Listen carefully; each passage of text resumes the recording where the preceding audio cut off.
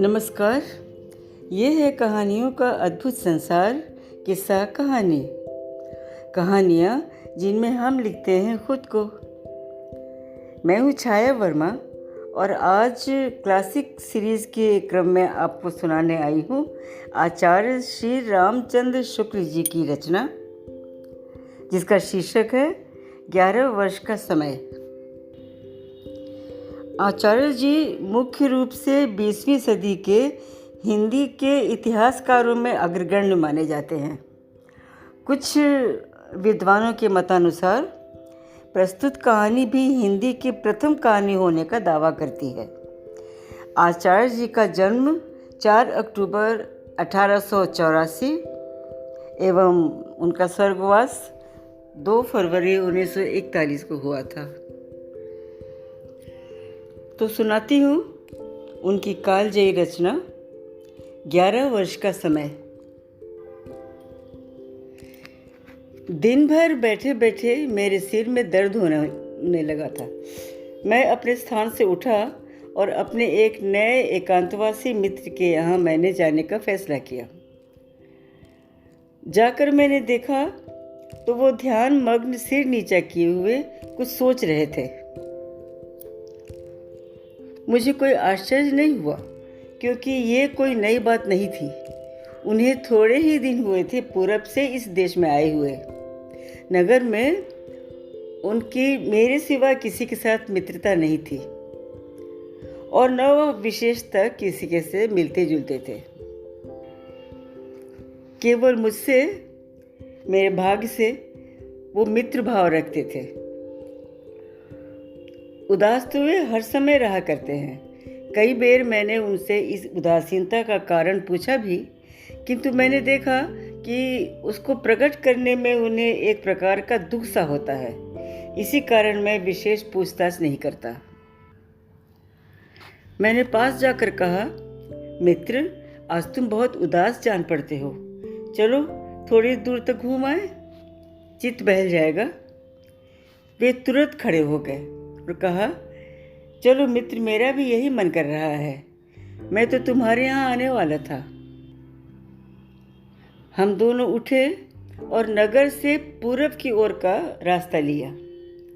बाग के दोनों ओर की कृषि संपन्न भूमि की शोभा का अनुभव करते और हरियाली के विस्तृत राज्य का अवलोकन करते हम लोग चले। दिन का अधिकांश अभिशेष था। इससे चित्त को स्थिरता थी। पावस की जरावस्था थी। इससे ऊपर से भी किसी प्रकार के अत्याचार की संभावना नहीं थी। प्रस्तुत ऋतु की प्रशंसा भी हम दोनों बीच बीच में करते जाते थे।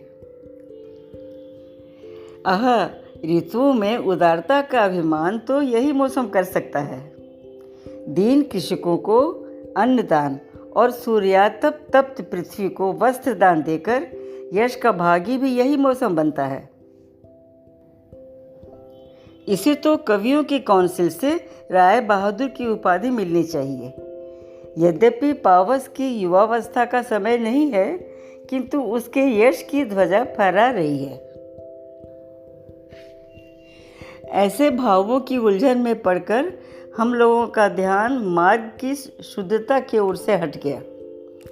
हम लोग नगर से बहुत दूर निकल आए। देखा तो धीरे धीरे भूमि से परिवर्तन लक्षित हो रहा था। लाली मिश्रित पहाड़ी, रेतीली भूमि, जंगली बेर मकोई की छोटी छोटी कंटक भरी झाड़ियाँ दृष्टि के अंतर्गत होने लगी थी। अब हम लोगों को जान पड़ा कि हम दक्षिण की ओर झुके जा रहे हैं। संध्या भी हो चली। दिवाकर की डूबती हुई किरणों की अरुण आभा झाड़ियों पर पड़ने लगी। इधर प्राची की ओर दृष्टि गई। देखा तो चंद्रदेव पहले ही से सिंहासनारूढ़ होकर एक पहाड़ी के पीछे से झांक रहे थे। अब हम लोग नहीं कह सकते थे कि किस स्थान पर हैं।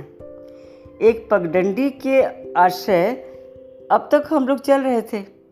जिस पर उगी हुई घास इस बात की शपथ खाकर साक्षी दे रही थी कि वर्षों से मनुष्यों के चरण इस ओर नहीं पड़े हैं।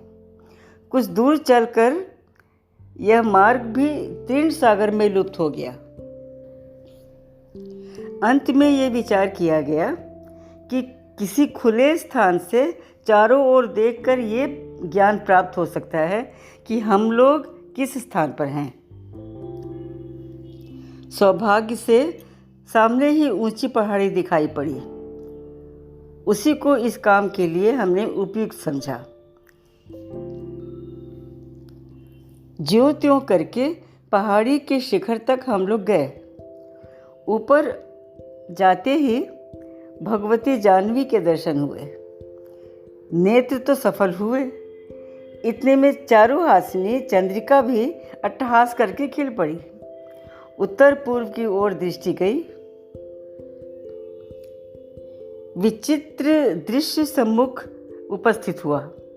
जाह्नवी के तट से कुछ अंतर पर नीचे मैदान में बहुत दूर गिरे हुए मकानों के ढेर स्वच्छ चंद्रिका में स्पष्ट रूप से दिखाई पड़े। मैं सहसा चौंक पड़ा और ये शब्द मेरे मुख से निकल पड़े, क्या ये वही खंडहर है जिसके विषय में यहाँ अनेक दंत कथाएं प्रचलित हैं? चारों ओर दृष्टि उठाकर देखने के बाद ये निश्चय हो गया कि हो न हो ये वही स्थान है जिसके संबंध में मैंने बहुत कुछ सुना है। मेरे मित्र मेरे ओर ताकने लगे। मैंने उस खंडहर के विषय में जो कुछ भी सुना था उन्हें कह सुनाया। हम लोगों के चित्त में कुतूहल उत्पन्न हुआ। खंडहर को निकट से देखने की इच्छा प्रबल हो गई। उत्तर की ओर उतरना दुष्कर प्रतीत हुआ, क्योंकि जंगली और कंटक में झाड़ियों से पहाड़ी का ये भाग आच्छादित था। पूर्व की ओर हम लोग सुगमता पूर्वक नीचे उतरे। यहाँ से खंडहर लगभग 1.5 मील प्रतीत होता था। हम लोगों ने पैरों को उसी ओर मोड़ा। मार्ग में घुटनों तक उगी हुई घास पग पग पर बाधा उत्पन्न करने लगी, किंतु अधिक देर तक यह कष्ट हम लोगों को भोगना नहीं पड़ा, क्योंकि आगे चलकर फूटे हुए खपरेलों की सिटकियाँ मिलने लगी। इधर उधर गिरी हुई दीवारें और मिट्टी के टीले प्रत्यक्ष होने लगे। हम लोग समझ गए कि अब यहीं से खंडहर का आरंभ है। दीवारों की मिट्टी से स्थान क्रमशः ऊंचा होता जाता था, जिस पर से होकर हम निर्भय जा रहे थे। इस निर्भयता के लिए हम लोग चंद्रमा के प्रकाश के भी अनुग्रहित हैं। सामने ही एक देव मंदिर पर दृष्टि जा पड़ी, जिसका कुछ भाग तो नष्ट हो गया था, किंतु शेष प्रस्तर निर्मित होने के कारण अब तक बचा हुआ था।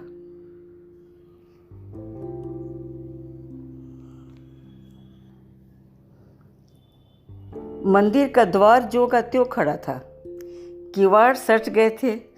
भीतर भगवान भवानीपति बैठे निर्जन कैलाश का आनंद ले रहे थे। द्वार पर उनका नंदी बैठा था।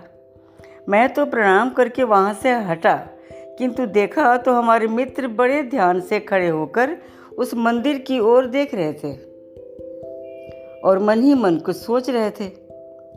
मैंने मार्ग में भी कई जगह लक्ष्य किया कि वे कभी कभी ठिठक जाते और किसी वस्तु को बड़ी स्थिर दृष्टि से देखने लगते। मैं खड़ा हो गया और पुकार कर मैंने कहा, कहो मित्र, क्या है, क्या देख रहे हो? मेरी बोली सुनते ही वे झट मेरे पास दौड़ कर आए और कहा, कुछ नहीं, यूं ही मंदिर देखने लग गया था। मैंने फिर से कुछ न पूछा, किंतु अपने मित्र के मुख की ओर देखता रहा, जिस पर कि विस्मय युक्त एक अद्भुत भाव लक्षित होता था। उस समय खंडहर के मध्य भाग में हम लोग खड़े थे। मेरा हृदय इस स्थान को इस अवस्था में देख विदीर्ण हुआ जा रहा था। प्रत्येक वस्तु से उदासी बरस रही थी। इस संसार की अनित्यता की सूचना मिल रही थी। कहीं सड़े हुए किवाड़ भूमि पर पड़े प्रचंड काल को साष्टांग दंडवत कर रहे थे।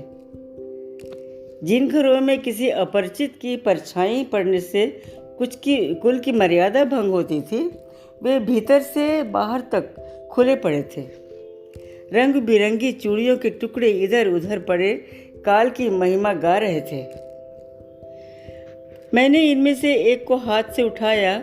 उठाते ही ये प्रश्न उपस्थित हुआ कि ये कोमल हाथ कहाँ हैं जो इन्हें धारण करते थे।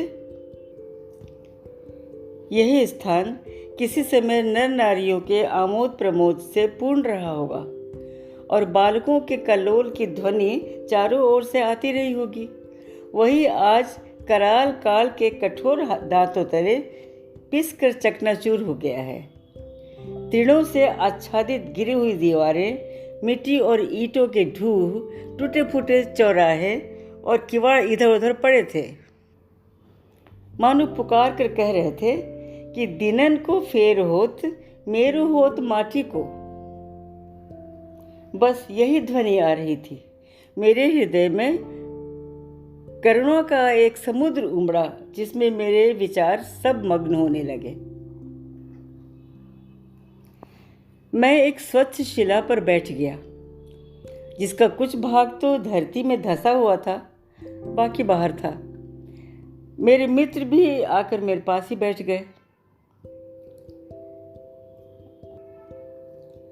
मैं तो बैठे बैठे काल चक्र की गति पर विचार करने लगा। मेरे मित्र भी किसी विचार में ही डूबे हुए थे, किंतु मैं नहीं कह सकता कि वो क्या सोच रहे थे। ये सुंदर स्थान इस शोचनीय और पतित दशा को क्यों कर प्राप्त हुआ? मेरे चित्त में तो यही प्रश्न बार बार उठने लगा। हम लोग अधिक विलंब तक इस अवस्था में नहीं रहने पाए। ये क्या मधुसूदन, ये कौन सा दृश्य है? जो कुछ देखा उससे अवाक रह गया। कुछ दूर पर एक श्वेत वस्तु इसी खंडहर की ओर आती दिख पड़ी। मुझे रोमांच हो आया, शरीर कांपने लगा। मैंने अपने मित्र को उस ओर आकर्षित किया और उंगली उठाकर दिखाया, परंतु कहीं कुछ न दिखा। मैं स्थापित मूर्ति की भांति बैठा रहा। पुनः वही दृश्य। अब की बार ज्योत्सना लोक में स्पष्ट रूप से हम लोगों ने देखा कि एक श्वेत वस्त्र धारणी स्त्री एक जलपात्र लिए खंडहर की ओर जा रही थी। वो आई और बड़े वेग से दूसरी ओर निकल गई। न जाने कहाँ अंतर्धान हो गई। इस अदृष्ट पूर्व व्यापार को देख मेरे मस्तिष्क में पसीना आ गया और कई प्रकार से भ्रम उत्पन्न होने लगे। विधाता, तेरी सृष्टि में न जाने कितनी अद्भुत वस्तुएं हैं। यद्यपि मैंने इस स्थान विशेष के बारे में अनेक भयानक बातें सुन रखी थी, किंतु मेरे हृदय पर भय का विशेष संचार न हुआ। हम लोगों को प्रेतों पर इतना दृढ़ विश्वास नहीं था, नहीं तो हम दोनों का एक क्षण भी उस स्थान पर ठहरना दुष्कर हो जाता। रात्रि भी अधिक व्यतीत हो गई थी। हम दोनों को अब ये चिंता हुई कि ये स्त्री कौन है। इसका उचित परिशोध अवश्य लगाना चाहिए। हम दोनों अपने स्थान से उठे और जिस ओर वो स्त्री जाती हुई दिखाई पड़ी थी उसी ओर चल पड़े। अपने चारों ओर प्रत्येक स्थान को भली प्रकार देखते हम लोग गिरे हुए मकानों के भीतर जा जाकर श्रृंगालों के स्वच्छंद विहार में बाधा डालने लगे। अभी तक तो कुछ ज्ञात न हुआ। यह बात तो हम लोगों के मन में निश्चय हो गई थी कि हो न हो वो स्त्री खंडहर के किसी गुप्त भाग में गई है। गिरी हुई दीवारों की मिट्टी और ईंटों की ढेर से इस समय हम लोग घिरे हुए थे। बाहरी जगत की कोई वस्तु दृष्टि के अंदर नहीं थी। हम लोगों को लग रहा था कि हम किसी दूसरे संसार में खड़े हैं। वास्तव में खंडहर के एक भयानक भाग में इस समय हम लोग खड़े थे। सामने एक बड़ी ईंटों की दीवार देख पड़ी जो औरों की अपेक्षा अच्छी दशा में थी। इसमें एक खुला हुआ द्वार था। इसी द्वार से हम दोनों ने इसमें प्रवेश किया। भीतर एक विस्तृत आंगन था जिसमें बेर और बबूल के पेड़ थे। इसमें पैर रखते ही मेरे मित्र की दशा कुछ और हो गई और वे चट बोल उठे, मित्र, मुझे ऐसा जान पड़ता है कि जैसे मैंने इस स्थान को और कभी देखा है, यही नहीं कह सकता कि कब। प्रत्येक वस्तु यहाँ की पूर्व परिचित सी जान पड़ती है। मैं अपने मित्र की ओर ताकने लगा। उन्होंने आगे कुछ न कहा। मेरा चित्त कुछ स्थान का अनुसंधान करने की सोचने लगा। इधर उधर देखा तो एक और मिट्टी पड़ते पड़ते दीवार की ऊंचाई के अर्ध भाग तक पहुंच गई थी। इस पर से होकर हम दोनों दीवार पर चढ़ गए। दीवार के नीचे दूसरे किनारे में चतुर्दिक दीवारों से घिरी एक कोठरी दिखाई पड़ी। मैं उसमें उतरने का यत्न करने लगा। बड़ी सावधानी से एक उभरी हुई ईंट पर पैर रखकर हम दोनों नीचे उतर गए। ये कोठरी ऊपर से बिल्कुल खुली थी, इसलिए चांद का प्रकाश इसमें बेरोक टोक आ रहा था। कोठरी की दाईं ओर एक द्वार दिखाई दिया जिसमें एक जीर्ण किवाड़ लगा हुआ था। हम लोगों ने निकट जाकर किवाड़ की पीछे की ओर धीरे से धकेला तो जान पड़ा कि वो भीतर से बंद है। मेरे तो पैर कांपने लगे। पुनः साहस को धारण कर हम लोगों ने किवाड़ के छोटे छोटे छेदों से झांका तो एक प्रशस्त कोठरी दिखाई पड़ी। एक कोने में मंद मंद एक प्रदीप जल रहा था जिसका प्रकाश द्वार तक न पहुंचता था। यदि प्रदीप उसमें न होता तो अंधकार के अतिरिक्त हम लोग और कुछ नहीं देख पाते। हम लोग कुछ काल तक स्थिर दृष्टि से उस ओर देखते रहे। इतने में एक स्त्री की आकृति दिख पड़ी जो हाथ में कई छोटे पात्र लिए उस कोठरी के प्रकाशित भाग में आई। अब तो किसी प्रकार का संदेह न रहा। एक बेर इच्छा हुई कि किवाड़ खटखटाएं, किंतु कई बातों का विचार करके हम लोग ठहर गए। जिस प्रकार से हम लोग कोठरी में आए थे, धीरे धीरे उसी प्रकार निःशब्द दीवार से होकर फिर आंगन में आ गए।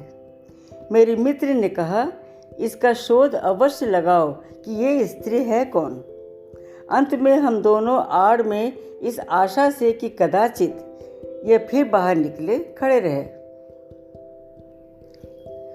इतने में वही श्वेत वस्त्र धारिणी स्त्री आंगन में सहसा आकर खड़ी हो गई। हम लोगों को यह देखने का समय नहीं मिला कि वह किस ओर से आई थी। उसका अपूर्व सौंदर्य देखकर हम लोग स्तंभित रह गए। चांदनी में उसके सर्वांग की सुंदरता स्पष्ट दिखाई पड़ती थी। गौर वर्ण, शरीर किंचित क्षीण और आभूषणों से सर्वथा रहित। मुख उसका यद्यपि उस पर उदासीनता और शोक था,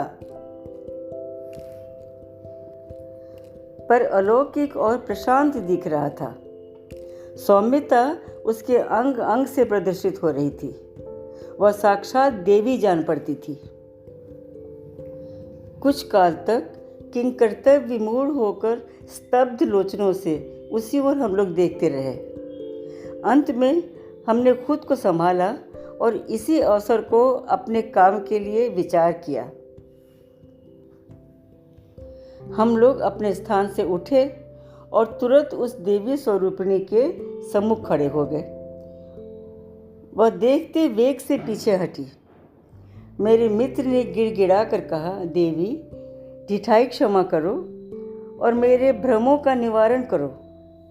वह स्त्री क्षण भर तक चुप रही, फिर गंभीर स्वर में बोली, तुम हो कौन? क्यों मुझे व्यर्थ कष्ट देते हो? इसका उत्तर ही क्या था? मेरे मित्र ने फिर विनीत भाव से कहा, देवी, मुझे बड़ा कौतूहल है। दया करके यहाँ का सब रहस्य बताओ। इस पर उसने उदास स्वर में कहा, तुम हमारा परिचय लेकर क्या करोगे? इतना जान लो कि मेरे समान अभागिनी इस समय इस पृथ्वी मंडल में कोई नहीं है। मेरे मित्र से न रहा गया। हाथ जोड़कर उन्होंने फिर निवेदन किया, देवी, अपने वृत्तांत से मुझे परिचित कराओ। इसी हेतु हम लोगों ने इतना साहस किया है। मैं भी तुम्हारी समान दुखिया हूँ। मेरा इस संसार में कोई नहीं है। मैं अपने मित्र का यह भाव देखकर चकित रह गया। स्त्री ने करुण स्वर में कहा, तुम मेरे नेत्रों के सम्मुख भूला भुलाया मेरा दुख फिर उपस्थित करने का आग्रह कर रहे हो। अच्छा, बैठो। मेरे मित्र निकट के एक पत्थर पर बैठ गए। मैं भी उन्हीं के पास जा बैठा। कुछ काल तक हम लोग चुप रहे। अंत में वो स्त्री बोली, इसके प्रथम कि मैं अपने वृत्तांत से तुम्हें परिचित कराऊं, तुम्हें ये प्रतिज्ञा करनी होगी कि तुम्हारे सिवा ये रहस्य संसार में और किसी के कानों तक न पहुंचे, नहीं तो इस स्थान पर रहना दुष्कर हो जाएगा और आत्महत्या ही मेरे लिए एकमात्र उपाय शेष रह जाएगा। हम लोगों के नेत्र गीले हो आए। मेरे मित्र ने कहा, देवी, मुझसे तुम किसी प्रकार का भय न करो। ईश्वर मेरा साक्षी है। स्त्री ने तब इस प्रकार कहना आरंभ किया, ये खंडहर जो तुम देखते हो, आज से 11 वर्ष पूर्व एक सुंदर ग्राम था। अधिकांश ब्राह्मण क्षत्रियों की इसमें बस्ती थी। ये घर जिसमें हम लोग बैठे हैं, चंद्रशेखर मिश्र नामी एक प्रतिष्ठित और कुली ब्राह्मण का निवास स्थान था। घर में उनकी स्त्री और एक पुत्र था। इस पुत्र के सिवा उन्हें और कोई संतान नहीं थी। आज 11 वर्ष हुए। मेरा विवाह इसी चंद्रशेखर मिश्र के पुत्र के साथ हुआ था। इतना सुनते ही मेरे मित्र सहसा चौंक पड़े। हे परमेश्वर, ये सब स्वप्न है या प्रत्यक्ष? ये शब्द उनके मुंह से निकले ही थे कि उनकी दशा विचित्र हो गई। उन्होंने अपने को बहुत संभाला और फिर संभल कर बैठे। वो स्त्री उनका ये भाव देखकर विस्मित हुई और उनसे पूछा, क्यों, क्या है? मेरे मित्र ने विनीत भाव से उत्तर दिया, कुछ नहीं, यूं ही मुझे एक बात का स्मरण हो आया था। कृपा करके आगे कहो। स्त्री ने फिर कहना आरंभ किया, मेरे पिता का घर काशी के एक मोहल्ले में था। विवाह के 1 वर्ष पश्चात ही इस ग्राम में एक भयानक दुर्घटना उपस्थित हुई। यही मेरे दुर्दमनीय दुख का जन्म हुआ। संध्या को सब ग्रामीण अपने अपने कार्य से निश्चिंत होकर घरों को लौटे। बालकों का कोलाहल बंद हुआ। निद्रा देवी ने ग्रामीणों के चिंता शून्य हृदयों में अपना डेरा जमाया। आधी रात से अधिक बीत चुकी थी। कुत्ते भी थोड़ी देर तक भौंककर अंत में चुप हो गए थे। प्रकृति निस्तब्ध थी। सहसा ग्राम में कोलाहल मच गया और धमाके के कई शब्द हुए। लोग आंखें मीचते उठे। चारपाई के नीचे पैर देते हैं तो घुटने भर पानी। कोलाहल सुनकर बच्चे भी जागे। एक दूसरे का नाम ले लेकर लोग चिल्लाने लगे। अपने अपने घरों में से लोग बाहर निकलकर खड़े हुए। भगवती जानवी को द्वार पर बहते हुए देखा। भयानक विपत्ति थी, कोई उपाय नहीं। जल का वेग क्रमशः अधिक बढ़ने लगा। पैर कठिनता से ठहरते थे। फिर दृष्टि उठाकर देखा तो जल ही जल दिखाई दिया। एक एक करके सब सामग्रियां बहने लगी। संयोगवश एक नाव कुछ दूर पर आती देख पड़ी। आशा आशा आशा जगी। नौका आई, लोग टूट पड़े और बलपूर्वक चढ़ने का यत्न करने लगे। मल्लाहों ने भारी विपत्ति में सम्मुख देखी। नाव पर अधिक बोझ होने के भय से उन्होंने तुरंत नाव चला दी। बहुत से लोग रह गए। नौका पवन गति से चलने लगी और दूसरे किनारे पर जा लगी। लोग उतरे। चंद्रशेखर मिश्र भी नाव पर से उतरे और अपने पुत्र का नाम लेकर पुकारा, पर कोई उत्तर न मिला। उन्होंने अपने साथ ही उसे नाव पर चढ़ाया था, किंतु भीड़ भाड़ नाव पर अधिक होने के कारण वो उनसे पृथक हो गया था। मिश्र जी बहुत घबराए और तुरंत नाव लेकर लौटे। देखा तो बहुत से लोग रह गए थे। उनसे पूछताछ की, किसी ने कुछ पता नहीं दिया। निराशा भयंकर रूप धारण करके उनके सामने उपस्थित हुई। उस दिन संध्या का समय था। मेरे पिता दरवाजे पर बैठे थे। सहसा मिश्र जी घबराए हुए आते देख पड़े। उन्होंने आकर शुरू से सारी घटना सुनाई और तुरंत उन्मत्त की भांति वहाँ से चल दिए। लोग पुकारते ही रह गए, वो एक क्षण भी नहीं ठहरे। तब से फिर कभी भी दिखाई नहीं दिए। ईश्वर जाने वे कहाँ गए। मेरे पिता भी दत्तचित्त होकर अनुसंधान करने लगे। उन्होंने सुना कि ग्राम के बहुत से लोग नाव पर चढ़ चढ़कर इधर उधर भाग गए हैं। इसलिए उन्हें आशा तो थी, किंतु अब उन्हें चिंता भी हुई। चंद्रशेखर मिश्र का तब से कहीं कुछ समाचार नहीं मिला। जहाँ जहाँ मिश्र जी का संबंध था, मेरे पिता स्वयं गए, किंतु चारों ओर से निराश लौटे। अंत में ईश्वर और भाग्य के ऊपर सब कुछ छोड़कर बैठ गए। 3 वर्ष व्यतीत हो गए। मेरी उम्र उस समय 14 वर्ष की हो चुकी थी। अब तक तो मैं निर्बोध बालिका थी। अब क्रमशः मुझे अपनी वास्तविक दशा का ज्ञान होने लगा था। मेरा समय भी अहर्निश अब इसी चिंता में व्यतीत होने लगा। शरीर दिन पर दिन क्षीण होने लगा। मेरे देवतुल्य पिता ने ये बात जानी। वे सदा मेरा दुख भुलाने का यत्न करते रहे। अपने पास बैठाकर रामायण आदि की कथा सुनाते रहे। पिता अब वृद्ध होने लगे थे। दिवा रात्रि की चिंता ने उन्हें और भी वृद्ध बना दिया था। घर के समस्त कार्य संपादन का भार मेरे बड़े भाई पर आ गया था। उनकी स्त्री का स्वभाव बड़ा क्रूर था। कुछ दिन तक तो किसी प्रकार चला। अंत में वो मुझसे ईर्ष्या करने लगी और कष्ट देना आरंभ कर दिया। मैं चुपचाप सब सहन करती रही।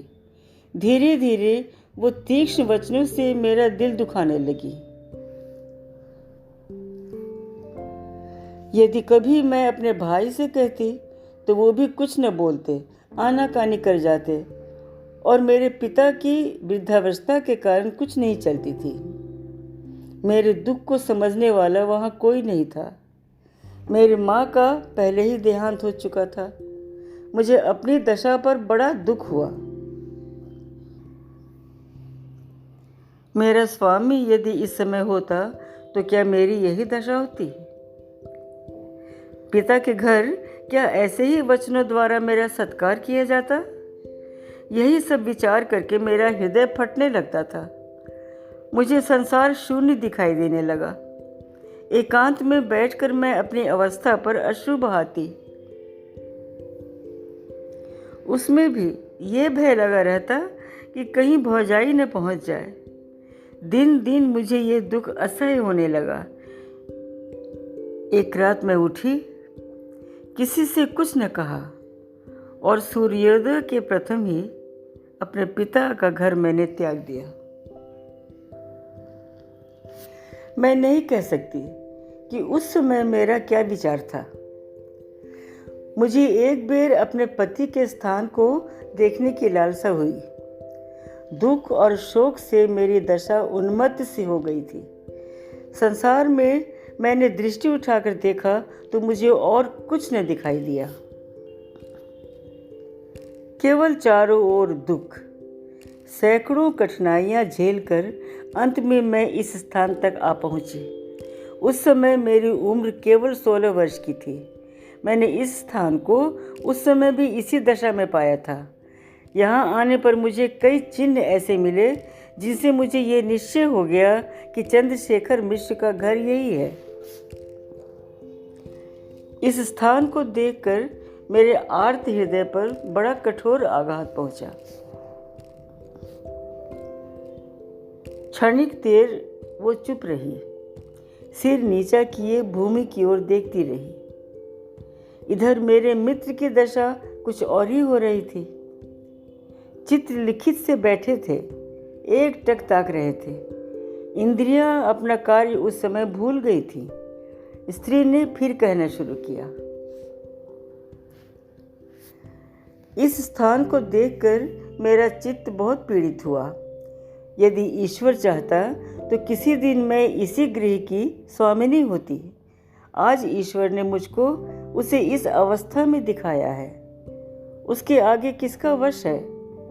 अनुसंधान करके मुझे पता चला कि ये घर मेरा ही है। घर में मुझे 2 कोठरियां मिली जो सर्व प्रकार से रक्षित और मनुष्य की दृष्टि से दुर्भेद्य थी। लगभग चारों ओर मिट्टी पड़ जाने के कारण किसी को उनकी स्थिति का संदेह नहीं हो सकता था। मुझे बहुत सी सामग्रियां भी यहाँ प्राप्त हुई जो मेरी कुछ आवश्यकता के अनुसार बहुत थी। मुझे ये निर्जन स्थान अपने पिता के कष्टागार से प्रिय प्रतीत हुआ। यही मेरे पति की बाल्यावस्था गुजरी थी। यही स्थान मुझे प्रिय है। यही मैं अपने दुखमय जीवन का शेष भाग उसी जगदीश्वर की आराधना में बिताऊंगी जिसने मुझे इस अवस्था में डाला है। यही विचार मैंने निश्चित किया। कदाचित तुम पूछोगे कि इस अभागिनी ने अपने लिए इस प्रकार का जीवन क्यों उपयुक्त समझा, तो इसका उत्तर है कि ये दुष्ट संसार भांति भांति की वासनाओं से पूर्ण है जो मनुष्य को उसके सत्य पथ से विचलित कर देती है। दुष्ट और कुमार्गी लोगों के अत्याचार से बचे रहना भी कठिन कार्य है। इतना कहकर वो स्त्री ठहर गई। मेरे मित्र की ओर उसने देखा। वो कुछ मिनट तक कठपुतली की भांति बैठे रहे। अंत में एक लंबी ठंडी सांस भर के उन्होंने कहा, ईश्वर, ये स्वप्न है या प्रत्यक्ष? स्त्री उनका ये भाव देखकर विस्मित हो रही थी। उसने पूछा, क्यों, कैसा चित्त है? मेरे मित्र ने अपने को संभाला और उत्तर दिया, तुम्हारी कथा का प्रभाव मेरे चित्त पर गहरा पड़ा हुआ है। कृपया आगे कहो। स्त्री ने कहा, मुझे अब कुछ कहना शेष नहीं है। आज 5 वर्ष मुझे इस स्थान पर आए हुए संसार में किसी मनुष्य को आज तक ये प्रकट नहीं हुआ। यहाँ प्रेतों के भय से कोई नहीं आता। इससे मुझे अपने को गुप्त रखने में कठिनाई नहीं हुई। संयोगवश रात में किसी की दृष्टि मुझ पर पड़ी भी तो चुड़ैल के भ्रम में मेरे निकट आने का किसी को साहस नहीं हुआ। ये आज प्रथम ऐसा संयोग हुआ है। तुम्हारे साहस को मैं सराहती हूँ और प्रार्थना करती हूँ कि तुम अपने शपथ पर दृढ़ रहोगे। संसार में अब मैं प्रकट होना नहीं चाहती। मैं यहीं अपने पति के स्थान पर अपना जीवन शेष करना चाहती हूँ। इस संसार में अब मैं बहुत दिन नहीं रहूँगी। मैंने देखा मेरे मित्र का चित्त भीतर ही भीतर आकुल हो रहा था। हृदय का वेग रोककर उन्होंने प्रश्न किया, क्या तुम्हें अपने पति का कुछ स्मरण है? स्त्री के नेत्रों से अश्रुधारा प्रवाहित होने लगी। बड़ी कठिनता पूर्वक उसने उत्तर दिया, मैं उस समय बालिका थी। विवाह के समय मैंने उन्हें देखा था। वो मूर्ति यद्यपि मेरे हृदय मंदिर में विराजमान है, प्रचंड काल भी उसको वहां से हटाने में असमर्थ है। मेरे मित्र ने कहा, देवी, तुमने बहुत कुछ रहस्य प्रकट किया। जो कुछ शेष है उसका वर्णन कर अब मैं इस कथा की पूर्ति करता हूँ। स्त्री विस्मय से मेरे मित्र की ओर निहारने लगी। मैं भी आश्चर्य से उन्हीं की ओर देखने लगा। उन्होंने कहना आरंभ किया, इस कहानी में यही ज्ञात होना शेष है कि चंद्रशेखर मिश्र के पुत्र की क्या दशा हुई। चंद्रशेखर मिश्र और उनकी पत्नी कहाँ गए? नाव पर मिश्र जी ने अपने पुत्र को अपने साथ ही बैठाया। नाव पर भीड़ अधिक हो जाने के कारण वो उनसे पृथक हो गया। उन्होंने समझा कि वो नाव पर ही है, कोई चिंता नहीं। इधर मनुष्यों की धक्का मुक्की से वो लड़का नाव से नीचे आ गया। ठीक उसी समय मल्लाह ने नाव खोल दी। उसने कई बार अपने पिता को पुकारा, किंतु लोगों के कोलाहल में उन्हें कुछ सुनाई न दिया। नाव चली गई। बालक वहीं खड़ा रह गया और लोग किसी प्रकार अपने प्राण लेकर इधर उधर भागे। नीचे भयानक जल प्रवाह, ऊपर अनंत आकाश।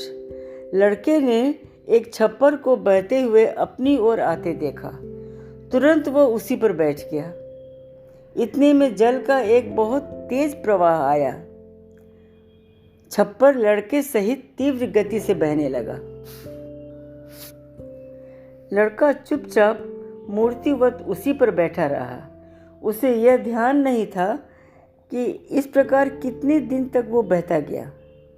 वो भय और दुविधा से संज्ञाहीन हो गया था। संयोगवश एक व्यापारी की नाव पूरब की ओर जा रही थी।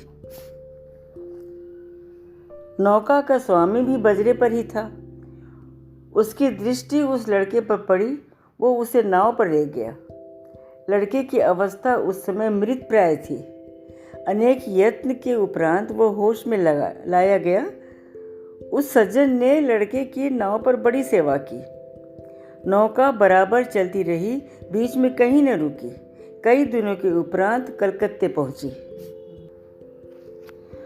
वो बंगाली सज्जन उस लड़के को अपने घर ले गया, उसे अपने परिवार में सम्मिलित किया। बालक ने अपने माता पिता को देखने की इच्छा प्रकट की। उसने उसे बहुत समझाया और शीघ्र ही अनुसंधान करने का वचन दिया। लड़का चुप हो गया। इसी प्रकार कई मास व्यतीत हो गए। क्रमशः वह अपने पास के लोगों में हिल मिल गया। बंगाली महाशय के एक पुत्र था। दोनों में भाई जैसा स्नेह स्थापित हो गया। वो सज्जन उस लड़के के भावी हित की चेष्टा में तत्पर हुए। ईस्ट इंडिया कंपनी के द्वारा स्थापित किए हुए एक अंग्रेजी स्कूल में अपने पुत्र के साथ उसे भी शिक्षा देने लगे। क्रमशः उसे अपने घर का ध्यान कम होने लगा। वो दत्तचित्त होकर शिक्षा में अपना सारा समय देने लगा। इसी बीच कई वर्ष व्यतीत हो गए। उसके चित्त में अब अन्य प्रकार के विचारों ने निवास किया। अब पूर्व परिचित लोगों की याद के लिए उसके मन में कम स्थान शेष रहा।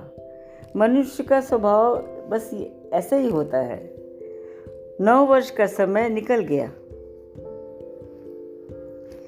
इस बीच एक बड़ी चित्ताकर्षक घटना उपस्थित हुई। बंगदेशी सज्जन के उस पुत्र का विवाह हुआ। चंद्रशेखर का पुत्र भी उस समय वहां उपस्थित था। उसने सब देखा। दीर्घ काल की निद्रा भंग हुई। सहसा उसे ध्यान हो आया कि उसका भी विवाह तो हुआ है। अवश्य हुआ है। उसे अपने विवाह का बारंबार ध्यान आने लगा। अपनी भार्या का भी उसे स्मरण हुआ। स्वदेश में लौटने के लिए उसका चित्त आकुल होने लगा। रात्रि दिन इसी चिंता में व्यतीत होने लगे। हमारे कतिपय पाठक हम पर दोषारोपण करेंगे कि न कभी साक्षात हुआ, न वार्तालाप हुआ, न लंबी लंबी कोर्टशिप हुई।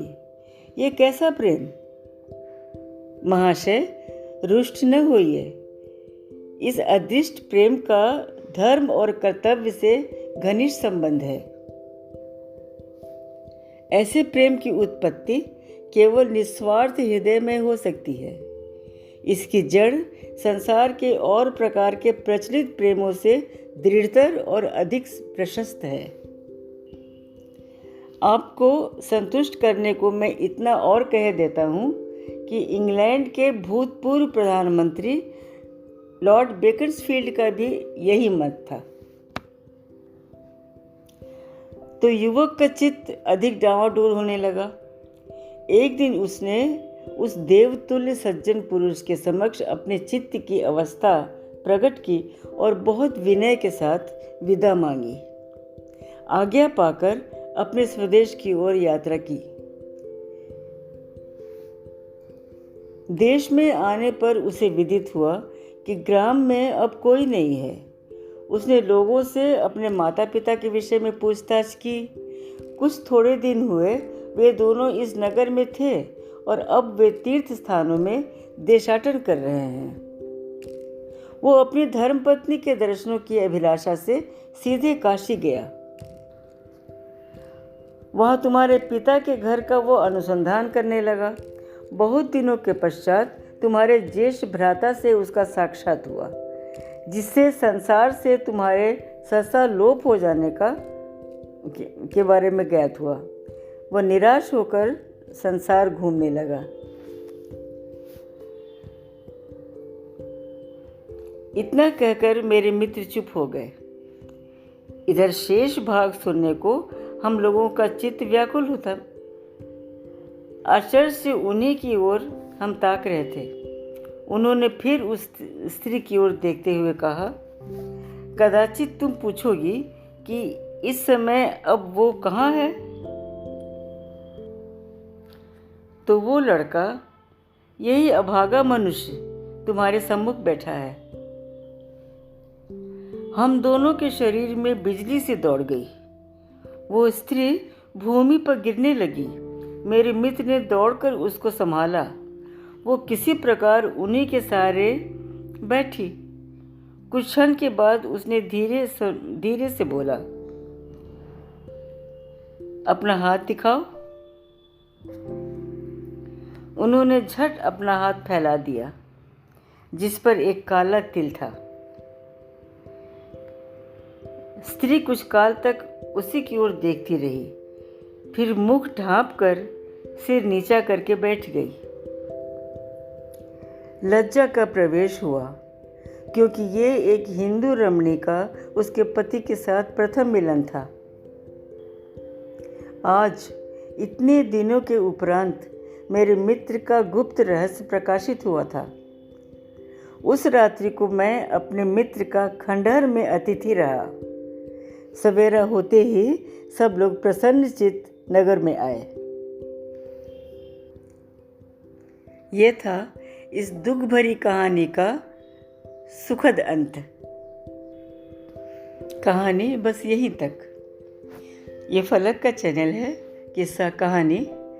अभी आप सुन रहे थे छाया वर्मा की आवाज़ में आचार्य श्री रामचंद्र शुक्ल द्वारा लिखित कालजयी कहानी, 11 वर्ष का समय। फिर मिलते हैं एक नई कहानी के साथ। नमस्कार।